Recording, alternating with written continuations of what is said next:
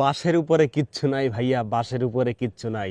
এটা খুশি, এটা আনন্দিত, এটা আমরা অলরেডি জয় হয়ে গেছি।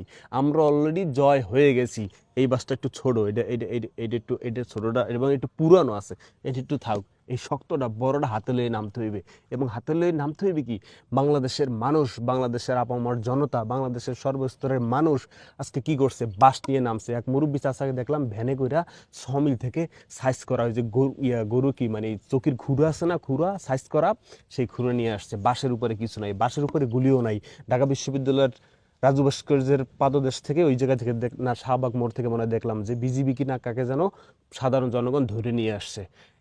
বাংলার মানুষ মুক্তি চায়, বাংলার মানুষ ছাড়া চায়, বাংলার মানুষ বাঁচতে চায়, বাংলার মানুষ তাদের অধিকার চায়। বাঁশের উপরে কিছু নাই ভাইয়া, বাঁশের উপরে কিছু নাই। বাংলার মানুষ আজকে বাঁশ নিয়ে নামছে, কারণ জানে আওয়ামী লীগ, ছাত্রলীগ, এই যুবলীগ, খুনি লীগ, মুজা লীগ, জুতা লীগ, এই বাংলাদেশ বিরোধী লীগ, আওয়ামী লীগ, এরা কি করেছে, সাধারণ মানুষের নামে সাধারণ মানুষকে আজকে হত্যা করতে, খুন করতে, গুম করতে এরা মাঠে নামছে।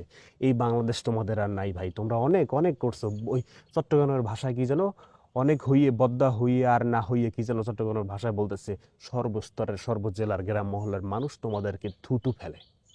চলে যাও ভাই, চলে যাও। না চলে গেলে জনগণের কাতারে চলে আসো। অ্যাটলিস্ট বাঁচতে পারবা, থাকতে পারবা। যদিও তোমরা দেশ ঘুরে গেলে তোমাদেরকে অস্তিত্ব বিলীন করে ফেলবে বাংলার মানুষ, তবুও এখনও যদি জনগণের কাতারে চলে আসো, অ্যাটলিস্ট এইটা বলতে পারবা যে আমরা তোমাদের কাতারে আসছিলাম।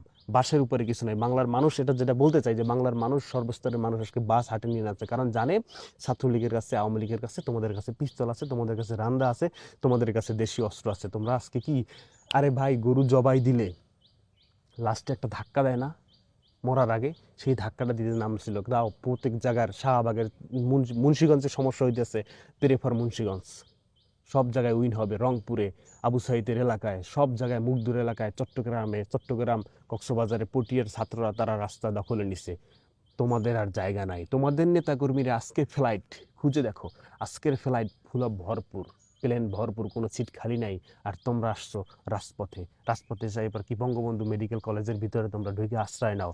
কোনো আশ্রয় হবে না তোমাদের। তোমরা বাংলাদেশের মানুষের রক্ত চুষে খাইছো। তোমরা বাংলাদেশের মানুষের সাধারণ স্টুডেন্টকে তোমরা খুন করছো। তোমরা বাংলাদেশের সাধারণ মানুষের জবাব, কণ্ঠস্বর তোমরা পুলিশ দিয়া কণ্ঠস্বর চেপে ধরছো। তোমরা বাঁশের উপরে কিছু নাই। বাংলার বাঁশ এখনো শেষ হয় নাই।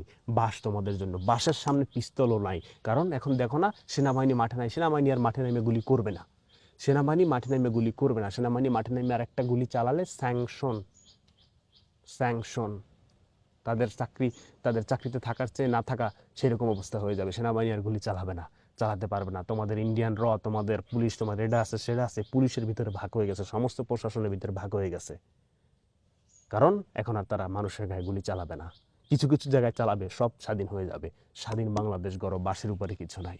বাঁশ নিয়ে মানুষ এখন নামছে, নামতে শুরু করছে। আগে কি মানুষ বাঁশ দিয়ে নামছে? বাঁশ দিয়ে নামে নাই, এখন বাঁশ নিয়ে নামছে। বাংলাদেশটা বাংলাদেশের হোক, বাংলাদেশটা জনগণের হোক, বাংলাদেশটা বাংলাদেশের সাধারণ মানুষের হোক। হবে, হয়ে যাচ্ছে, আর একটু সময় বাকি, ইনশাআল্লাহ।